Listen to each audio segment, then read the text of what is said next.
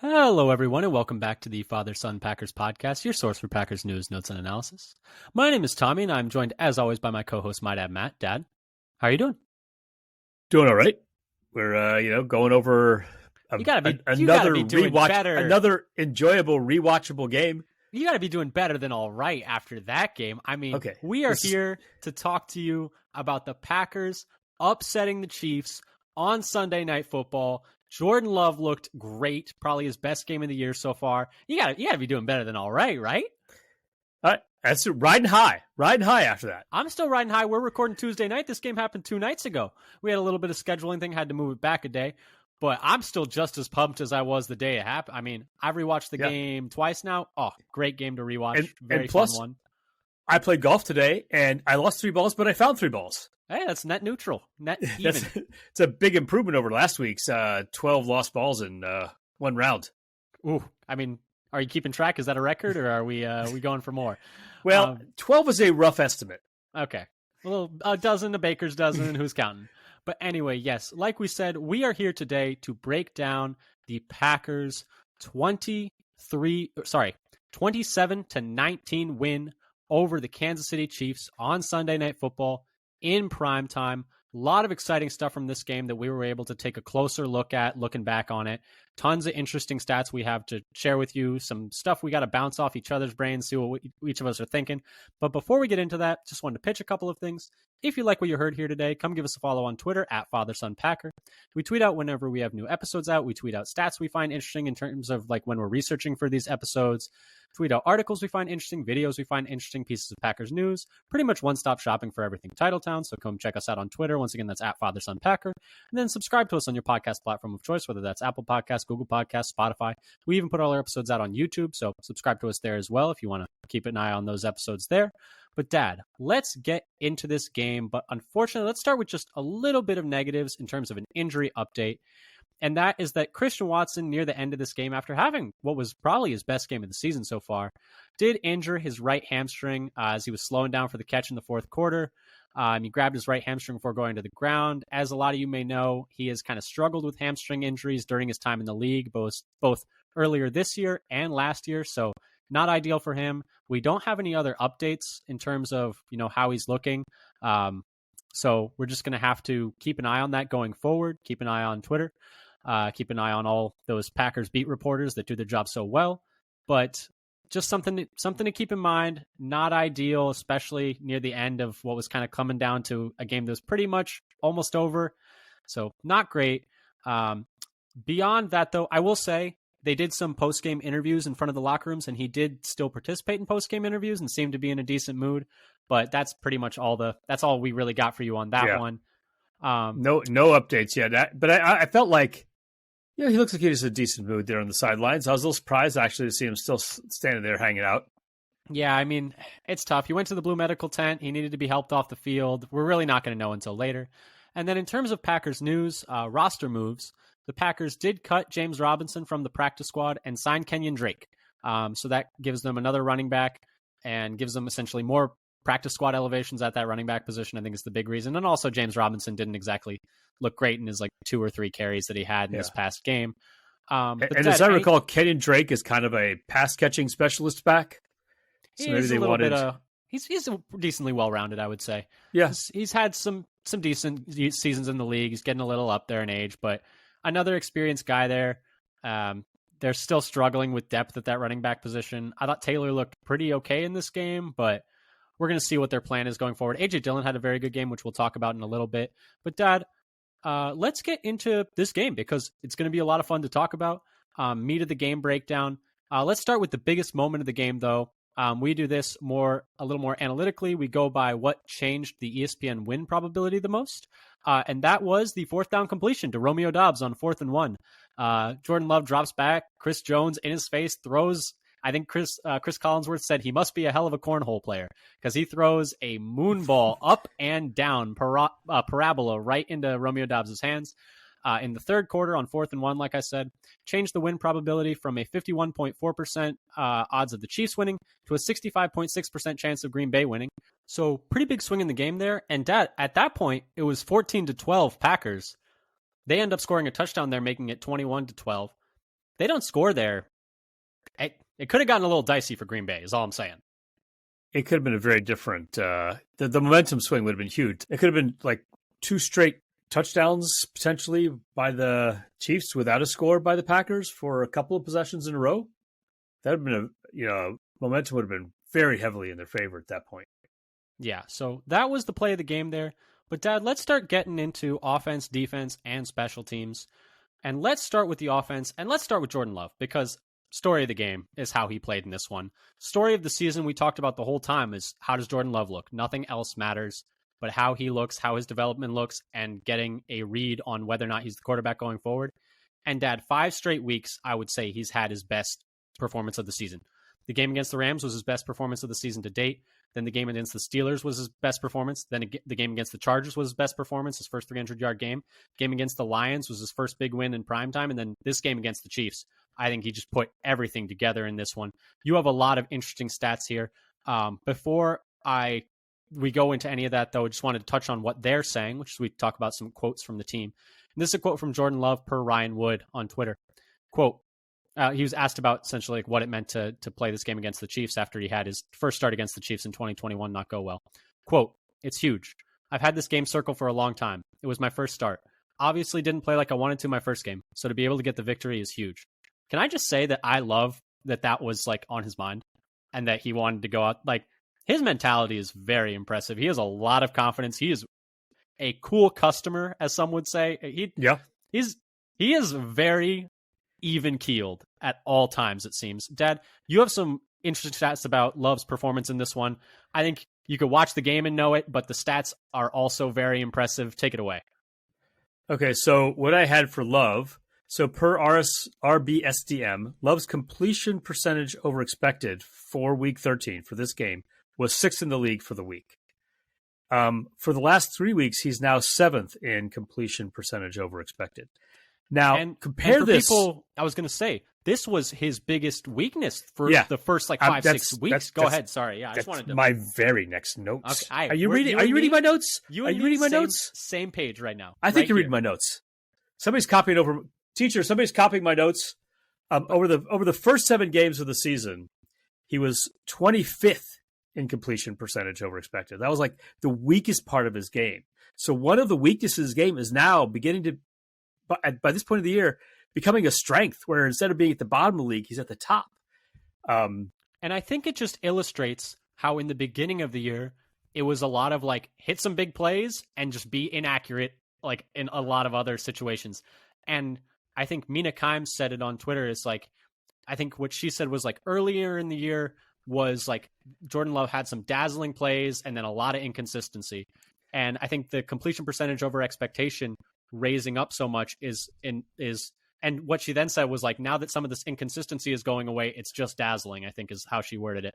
But like, it just that raise in completion percentage over expectation is really indicative of his improvement in down-to-down consistency and overall accuracy. And it's been really exciting to see. Sorry to interject there, but go ahead. Right.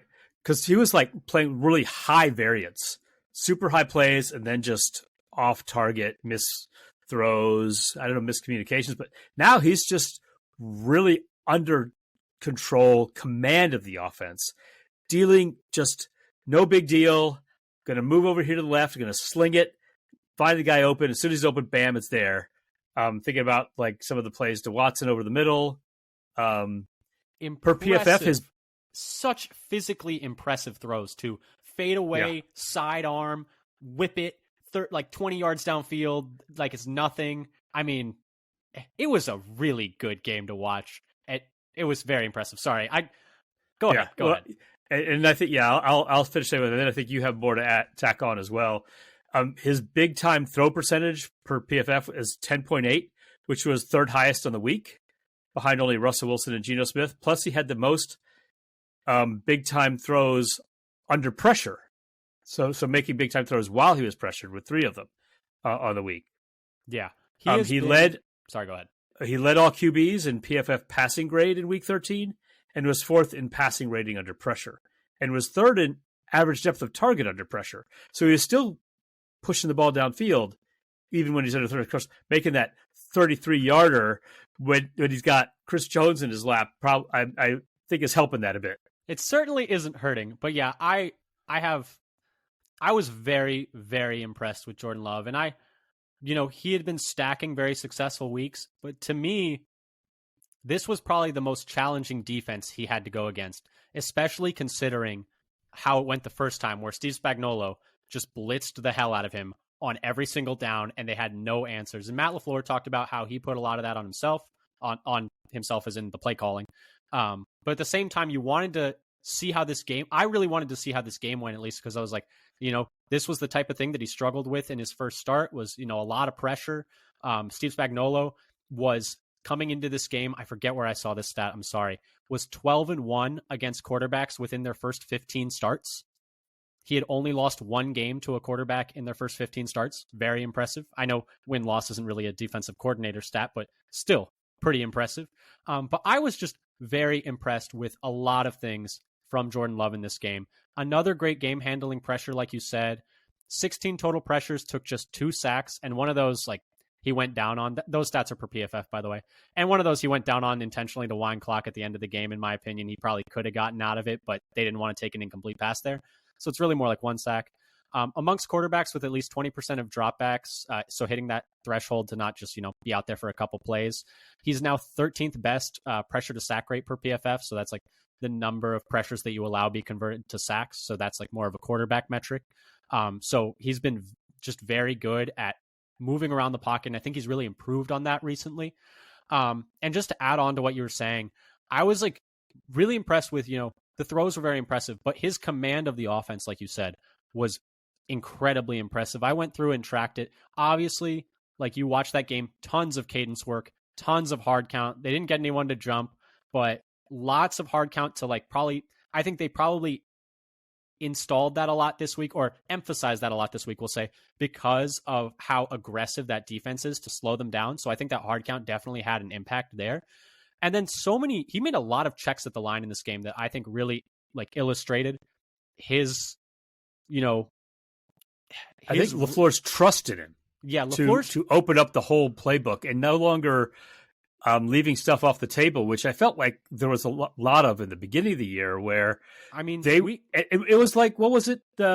We talked about in the Broncos game. He had an average depth of target of 2 yards in the first half of that game. They just did not let him play football, pretty much. It was really weird. Then they had a time where they said, it would have been good to be able to check out of that, but we didn't have anything ready. Exactly. And I think it shows, Matt LaFleur's confidence in him, and Matt LaFleur's confidence in him, and Jordan Love's confidence in the offense and the system and the players.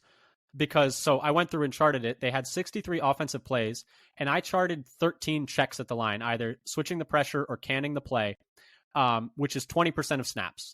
That's a good percentage. That was honestly as impressive as all the throws to me. He looked so comfortable out there against a defense that makes a lot of quarterbacks very uncomfortable. And I think the way that this offense performed in this game, the scoring number doesn't look great. There were 7 drives in this game. So just extrapolate that to a more fast-paced game. If there were more drives in this game, they probably could have scored 40. It was an incredibly impressive day from. Looked at their points per drive this game compared to earlier in the season, because it's off the chart. They only had 6 possessions in the first half, which was I think the only game this year with 6 or fewer. And one of them was a one play. It was a one play kneel down. Oh, that's right. The Chiefs did get the ball to kneel down right there at the end. That's right. So it's technically 6. And yeah, exactly. But the point being, I just think the story of this game is how well Jordan Love played in this game and how well he commanded the offense. He was sensational in this game.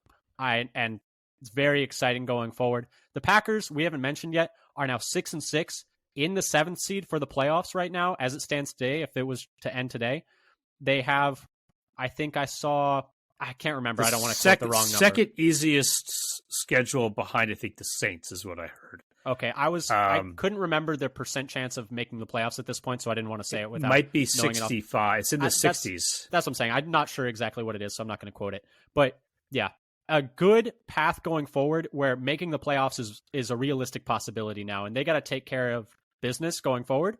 Any given Sunday, any given Monday, any team can beat any other team, but an exciting team. And it's crazy because I remember talking about this team 6 weeks ago, talking about how they were I remember saying, I was like, this team might be the worst team in football right now. And I was saying, like, this team is borderline. Like, I think I said, I'm not looking forward to watching this team.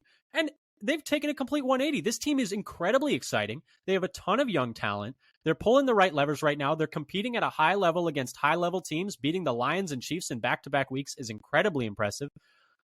I just can't say enough. And Dad, I got some more positives on offense. I wanted to give a shout out to Matt LaFleur in this one. I thought his game plan for this game was excellent.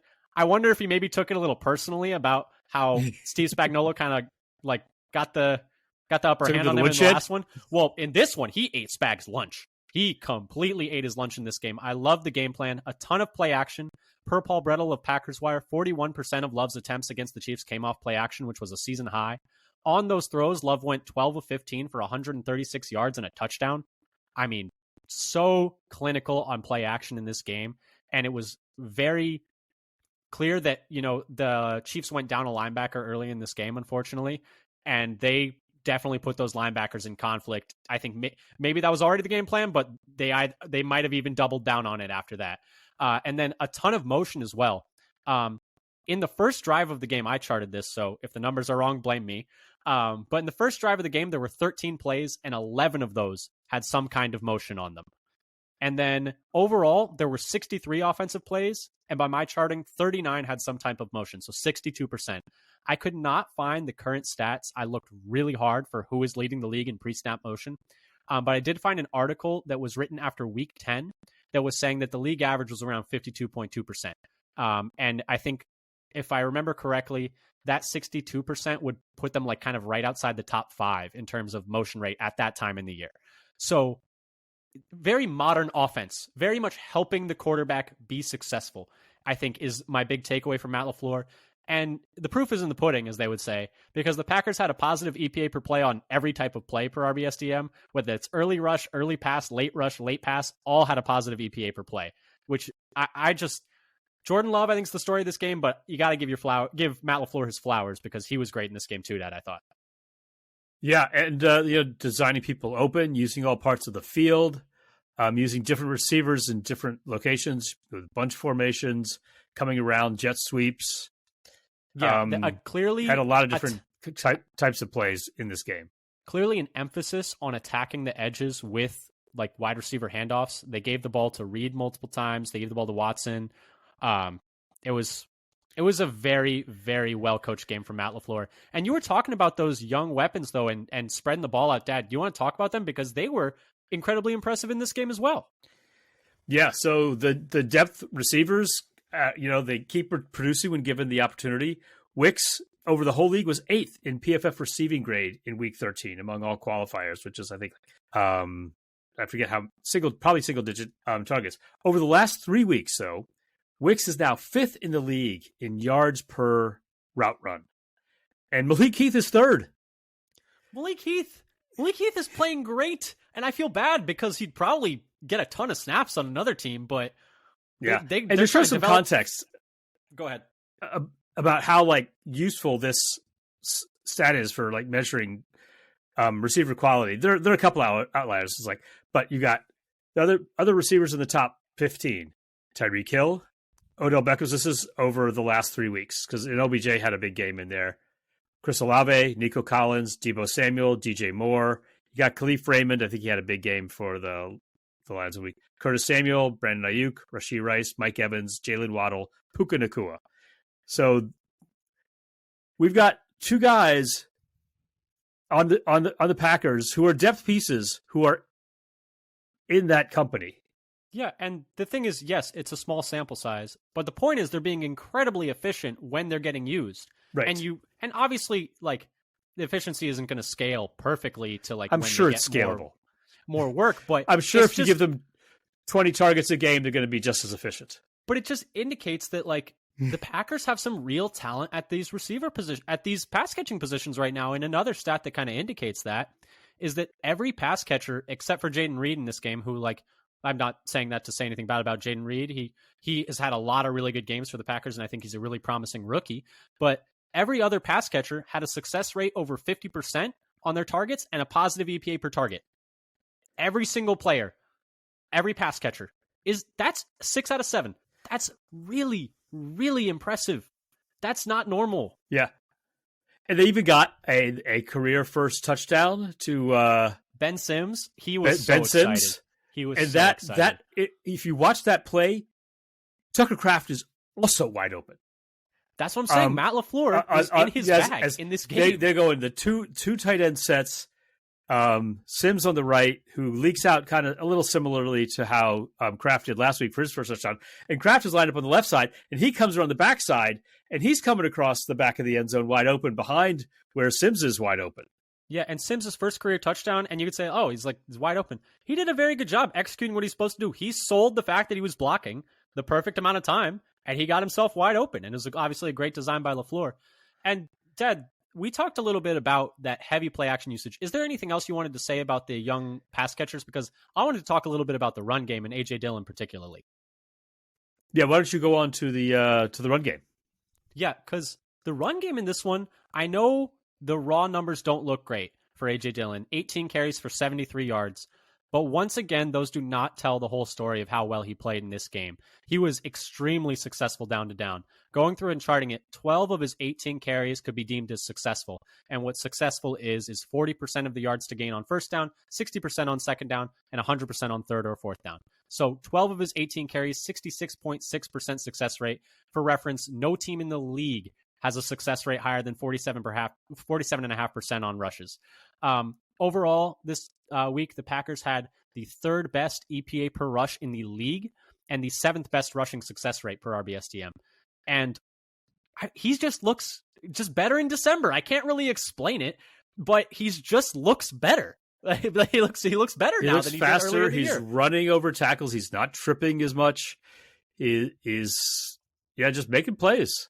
And the thing is, let's talk about how they're in seventh in success rate and third in EPA per rush compared to how awful they were in the beginning of the year in running the ball. It's interesting because those numbers were never actually that bad. They were like those particular ones. Those EPA per rush and success rate were both around like 19th. But like watching the game, you could really tell that there was a lot to be left desired by the run game. But the fact that it oftentimes left them where they couldn't even run the ball much. They would be taking like 10 carries a game, like 13 carries a game combined.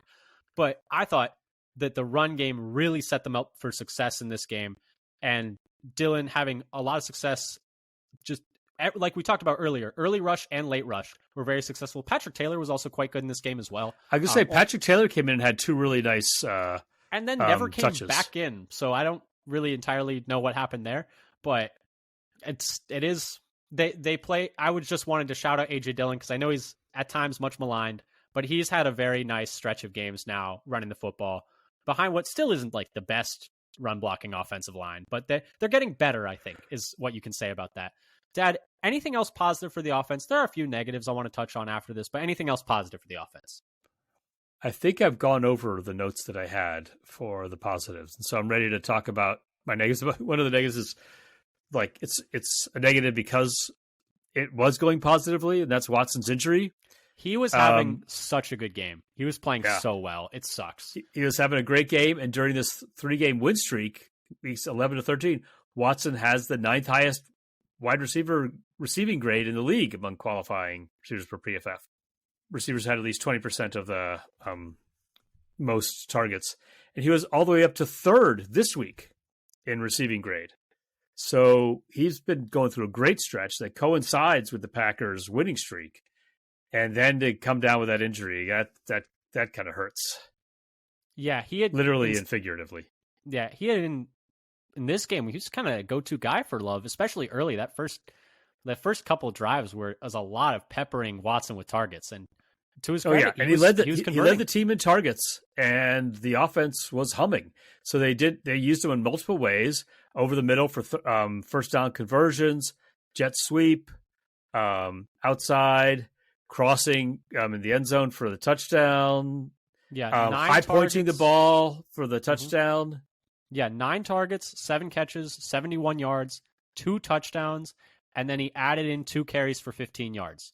So an excellent game from Watson, and you just hope that he's okay going forward and that this hamstring doesn't linger for him, because that would just suck. Dad, any other negatives on the offensive side of the football, though? So one thing that bothered me a little bit is the mistakes at the end of their last drive of the first half, basically costing them 3 points. I have that written after getting comfortably into field goal range at the 32-yard line. They went false start, incomplete, 2-yard loss on a pass in the middle to Robinson. Shovel pass was so dumb. He was like, surrounded by 3 defenders immediately when he first caught the ball behind the line of scrimmage. And the point to me was, you were clearly just trying to get a few yards to get into field goal range. Why not just run the ball? I think you could have gotten 3-4 yards with the way you were running the ball at least, and made it at least a manageable field goal. But losing those 2 yards there, that was like the death nail in knocking you out of field goal range, because you could maybe have kicked it at that point. At 54, but you didn't want to go for it at, I guess it got to 56. 57. Yeah. But anyway, that was... And it felt like it was one of those drives that we were seeing more of earlier in the year, where they're shooting themselves to the foot, aim at foot, fire. Basically is how they had that. They would have a drive that looked promising, that points were nearly on the board, and then they would make a couple of mistakes in a row. And so, and I wasn't, as you were, not a fan of that third down play call. Yeah, it wasn't great. And the thing is, we're picking nits. It was a very good game for the offense, and I want to preface that. But yeah, that was not great for me. The other negative that I had was very much, tied into what you were saying, but it was penalties in key situations that could have cost them the game at times. They performed and executed their way out of it, but though there were some high leverage situations, like you said, the false start on that last drive of the first half that knocked them out of field goal range, a delay of game on 1st and 10 at the Green Bay 47 in a 2-point game, and they had just driven 22 yards, and that ended up leading to a punt. Every single drive in this game, though, by the way, for the Packers, I read this on Twitter again. I wish I could remember who tweeted it. They got 2 first downs at least on every single drive. That's kind of impressive. I did see that tweet. But yeah, so that one wasn't great, though. That killed that drive in a 2-point game where, you're kind of tenuously holding on to the lead. You don't want to give Patrick Mahomes extra chances in a 1-score game. And then a big hold, making it 2nd and 16, also in a 2-point game, still when it was 21-19. Thankfully, they dug their way out of that one with a big completion to Romeo Doubs down the left sideline. But, just some penalties in a tight game in kind of key spots when you had been moving the ball or when you really needed to score that could have proven costly were my negatives. And then the other one is the Josh Nijman narrative takes another hit for me. If you haven't been listening to the podcast earlier in the season, I was like, why are we not just starting Josh Nijman instead of Rasheed Walker? Walker is struggling. Nijman is maybe not as good of a pass protector, but he's a better run blocker. Nijman has really been struggling in pass protection recently. He gave up 2 pressures and just 5 pass blocking snaps per PFF, and that's just not going to cut it. They continue to do this rotation of Walker and Nijman at left tackle and Runyon and Sean Ryan at right guard. I don't really know why they're doing it, but, they're going to keep doing it, I guess. Yeah, the Sean Ryan narrative also didn't do so well. Yeah, that's though Runyon was kind of was struggling as well. But yeah, I watched. Oh, look, Ryan's in the first time I noticed Ryan's in the game is the one where Chris Jones just runs right by him, and Love has to run for his life. It's Chris Jones, like he was smoking a lot of people this entire game. He's been doing it his entire career. One thing that some of these grades are, they're not opponent corrected. Yeah, it's like, do I expect a second-year right guard, 3rd-round pick on an island in his first snap of the game, cold off the bench, to handle Chris Jones? No, I don't at all. So I can't ding him too much for that. But yeah, he had been stacking some good weeks, and then this week was, a little down, but hopefully he bounces back next week against the Giants. Dad, anything else on the offensive side of the football that you wanted to talk about before we move over to the defense? Let's see. I think I had, and I kind of mentioned already about things that made us think, is nobody's putting up a big volume, but I really am liking the tight end room. Kraft is looking good now that he's getting the opportunity, and even Sims, when he gets the chances making plays. Kraft is like turning up, catching the ball and turning upfield and running after the catch with it through people. It's been nice to see. And the other thing, it's more of like what we were expecting when he was drafted. Yes, and maybe he's going to break that 3rd-round curse. He looks very dynamic, and he just stepped in, blocking well, running his routes well, catching the ball. I mean, like it's nothing. And like you said, Sims looks very good for a third tight end. And honestly, like I wasn't going to mention this because I know some people didn't feel like he played great, but I feel like I saw more from Henry Pearson in this game than I saw from AJ Dillon all year this year. I don't know. That's just my opinion. I feel like Pearson. AJ Dillon? You mean? Sorry. Do you mean DeGuara? Sorry, Josiah DeGuara. Yes, I saw way more from Henry Pearson in this game than I saw from Josiah DeGuara. Henry Pearson is the fullback that they called up from the practice squad for this game. I feel like he looks better. They used him a fair amount. I don't know how many DeGuara. snaps he had, but I noticed him on the field quite a bit. Yeah, and I know Andy Herman didn't feel like he played very well, but I just think in terms of, comparing to how he looked compared to DeGuara in that role, I thought he looked a lot more nimble, a lot more mobile, and they were using him out there quite a bit, more than they had been using DeGuara. So that kind of shows you what they thought about that. Or maybe they just liked a fullback more in this matchup. Who knows? But Dad, should we move on to the defense? Because I think there's some interesting things to talk about in this one. Packers gave up 19 points to Patrick Mahomes' offense. Not bad when you look at it that way. But there were definitely still some, positives and negatives. Do you want to start with the pluses? Actually, let's start with what they're saying. So this is a quote from Keyshawn Nixon, per Matt Schneidman of The Athletic, talking about the interception that he had in the second half, probably the biggest play for the defense of the game. It was getting a little tight there for a second, but this gave the Packers the ball back with about 5 minutes left, and they were able to run a lot of time off the clock and then score 3 points to make it an 8-point game.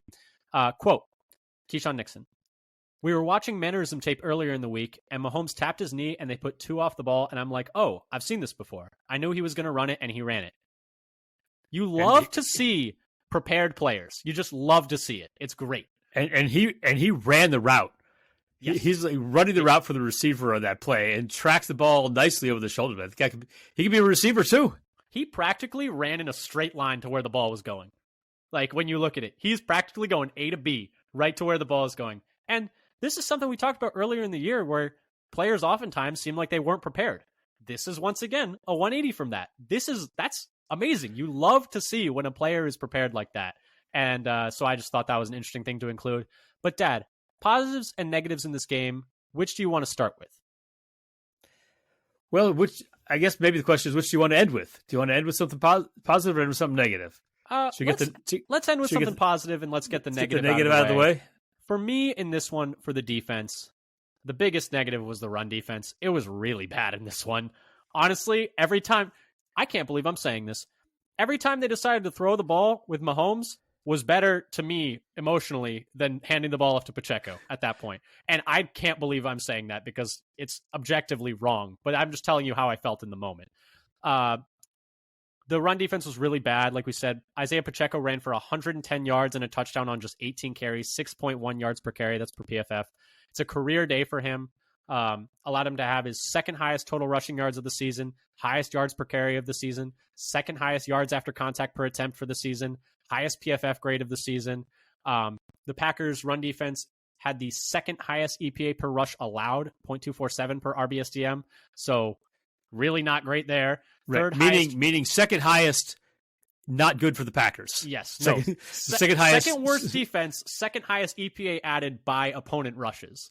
And then they allowed the third highest rushing success rate, 54.5% of the Chiefs' carries were successful.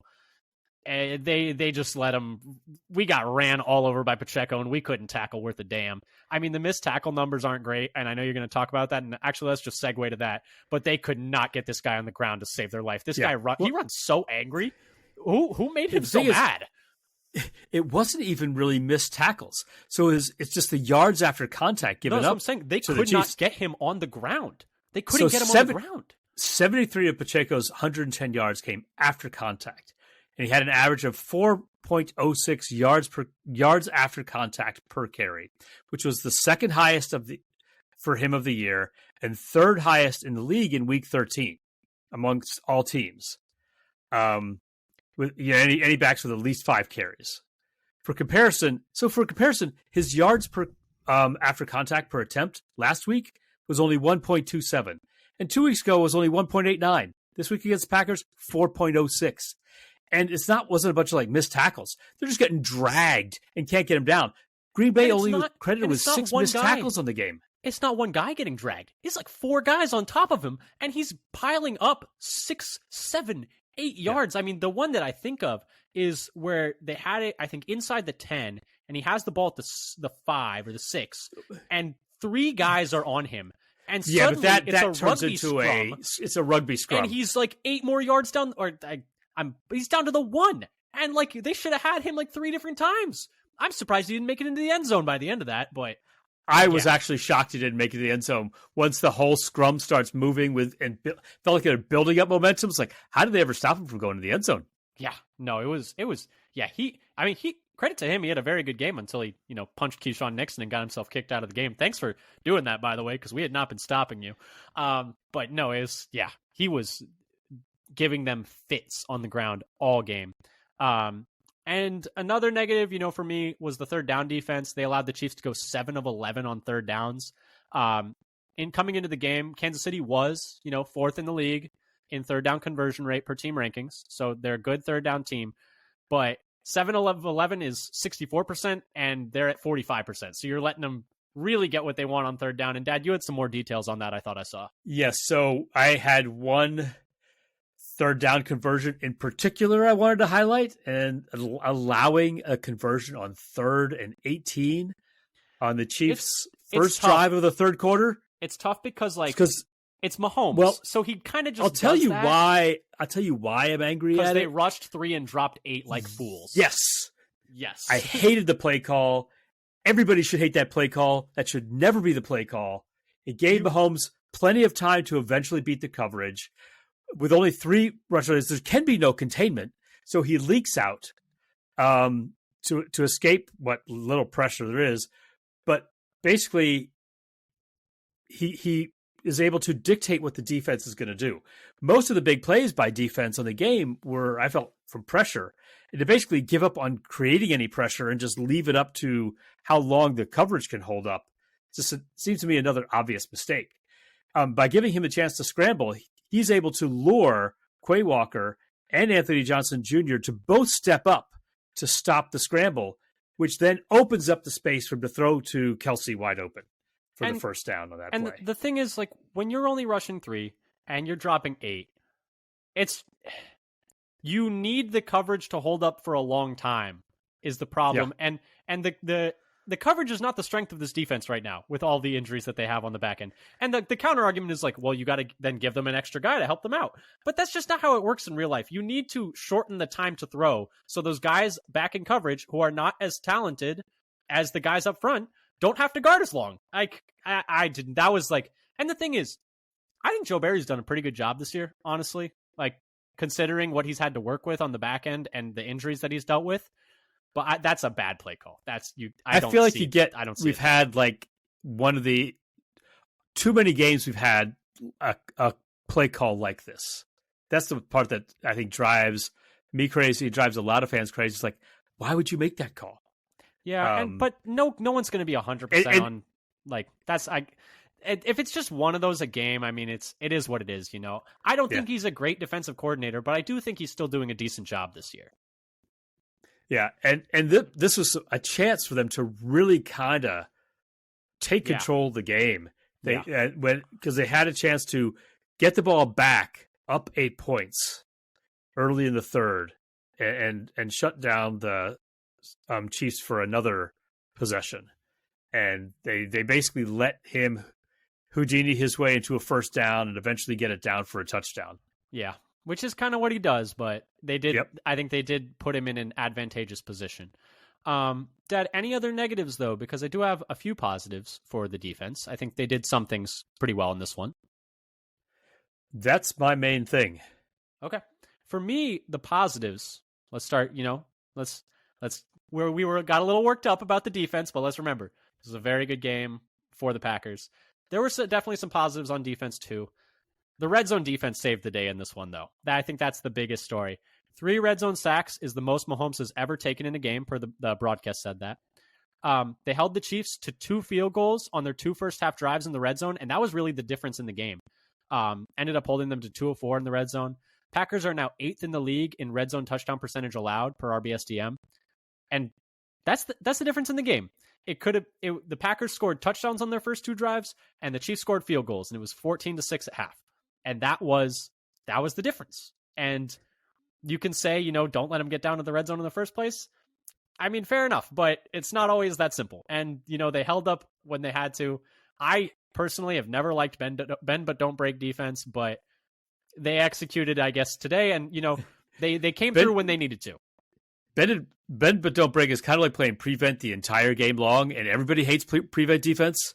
It's crazy how, I don't know.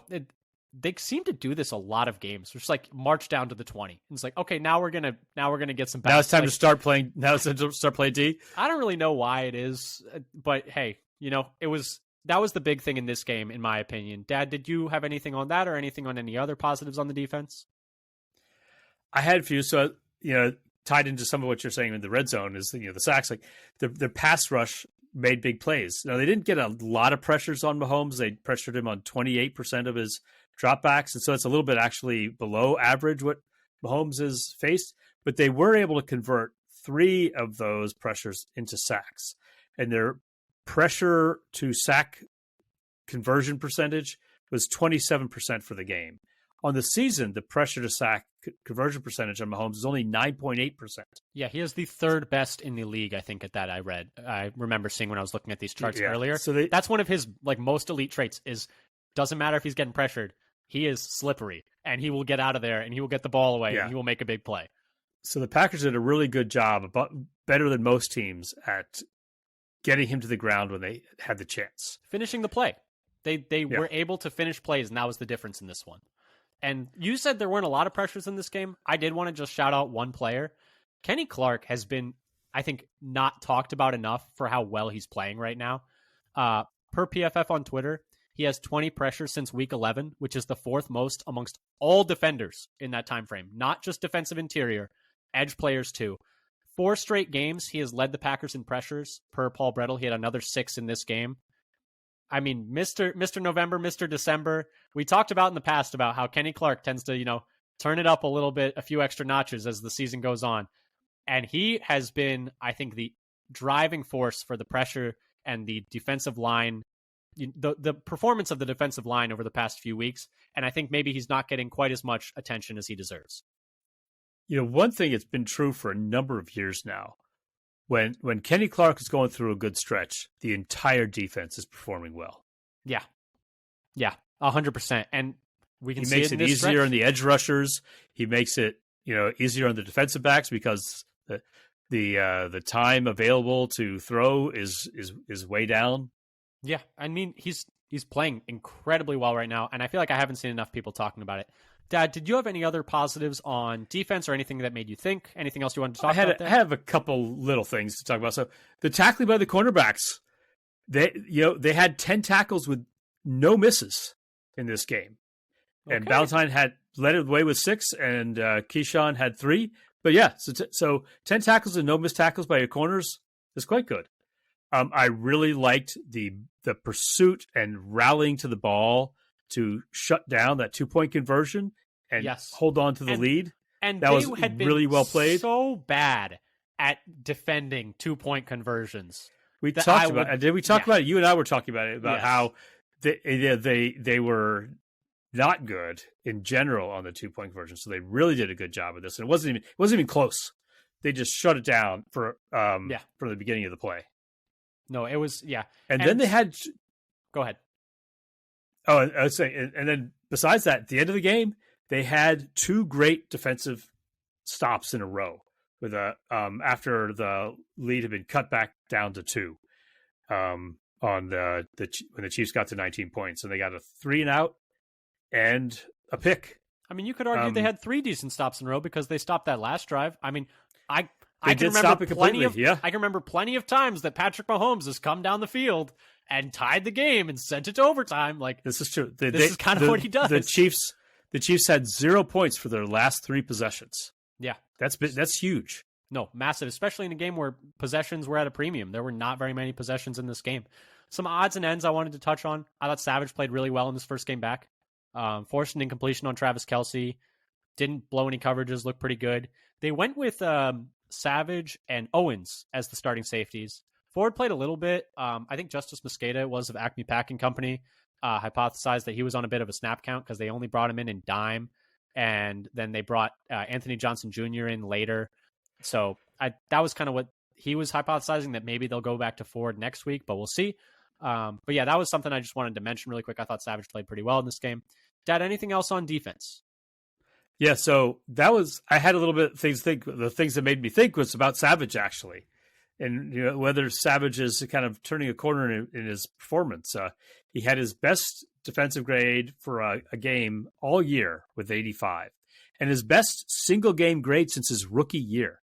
Wow.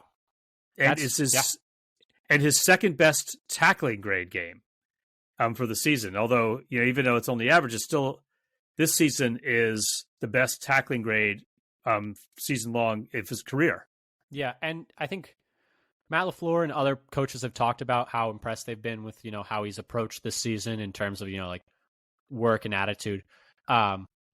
It is, the Chiefs receiver core pass catchers are not the most talented group. So we'll see going forward. But yeah, a good game from him. And I think exciting, I think him and Owens has been stacking some pretty good games as well. So something to keep an eye on. He's been showing some nice physicality. Tackling well, on defense, and, tackling it's to been complement Savage's speed. Yeah, and so let's move on though to special teams as we kind of wrap things up here. Dad, what did you have in terms of notes on special teams? Because I didn't really have a whole lot here. The big thing is Anders Carlson hit 2 pretty big kicks. Right, the 2 high pressure field goals where the team kept backing up for him to make it longer after getting into field goal range. They did it 3 different times. Yeah. And one of them, they backed up so much they decided not to kick it at all. The thing is, I said earlier, it's like Love took that sack on purpose to, wind the clock. Maybe could have taken not quite as many yards. Did it have to be 10 yards? Do you have to go back to a 48-yarder? I mean, come on now.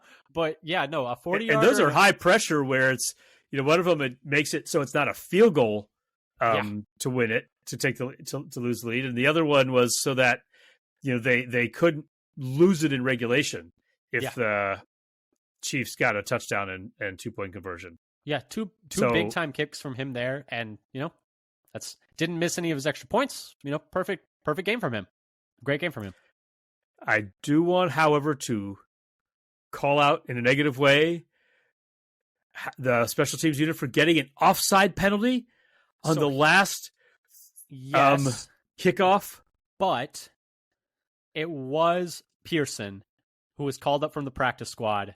So I'm like, I give a little accident forgiveness to a guy, taking some of his first snaps in an NFL game, or maybe not NFL, but like some of his first snaps of the season. I won't necessarily even put that on the coaching staff because it's like, okay, this guy's like taking like a handful of snaps.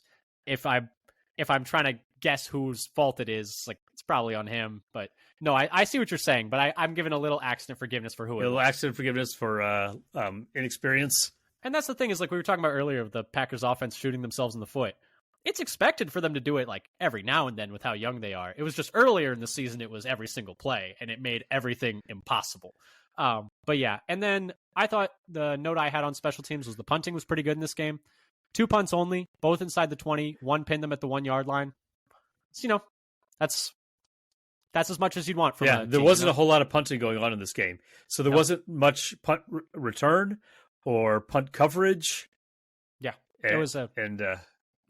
I thought a fine day from the special teams, I guess is how I felt about it. Keyshawn had 1 good return out to like the 30, pretty decent day. Mm-hmm. But Dad, let's wrap things up with the player of the game. Who else is it going to be? I mean, it has to be Jordan Love, right? It's got to be Jordan Love. He was just so good in this game. We talked about it earlier. I mean, just a very exciting and encouraging game from him. He continues to stack successful weeks against a very competitive defense, a very difficult defense. And I think if I had to choose another, it would be A.J. Dillon for me. But yeah, no, very impressive day from Jordan Love. I think very clearly the player of the game. Dad, anything else you wanted to talk about Packers-wise before we get out of here? Well, that was what I just sort of like chime in on the Love thing. He's just looking so smooth and in control the last few weeks. And over the last 3 weeks, I think he's looking like a top 10 QB in the league. I mean, when you let's see if he sustains it, but by the numbers over the last 3 weeks, over the He last is. 4 or 5 since week 9 by a lot of metrics. He is Yeah, top I 10 think the by a lot of last metrics. 5.